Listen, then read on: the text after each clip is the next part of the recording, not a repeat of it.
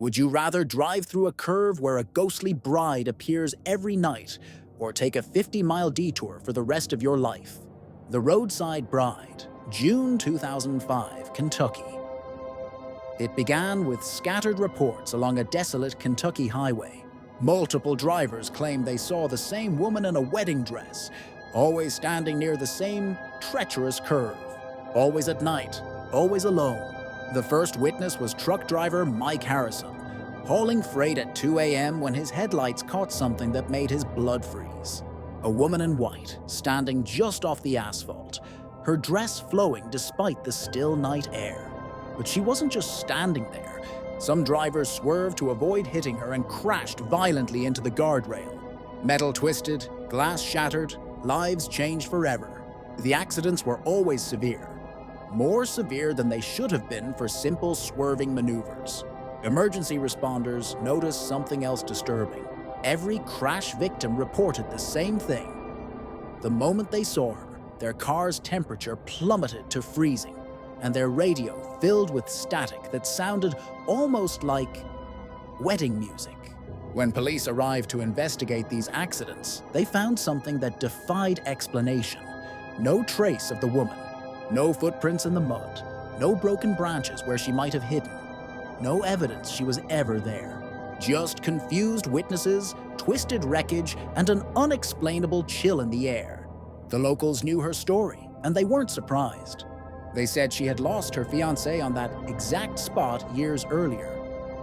James Mitchell, 28 years old, died in a head-on collision while racing to the church. It was supposed to be their wedding day. Sarah Beth Williams waited at the altar for 3 hours before someone finally told her the truth. Every single night since then, fresh white roses mysteriously appeared at the guardrail where he died. Dozens of them, perfectly arranged, with no explanation of how they got there. Security cameras installed by the state only captured empty road, yet the flowers kept appearing. Then the dashcam footage surfaced, and everything changed.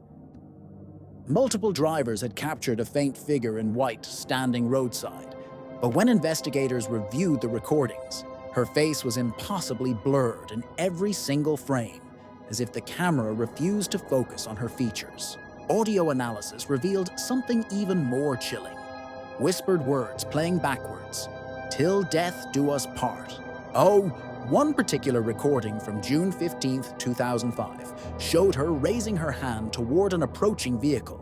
The car immediately veered off the road, as if the steering wheel had been yanked from the driver's hands. Would you drive this road?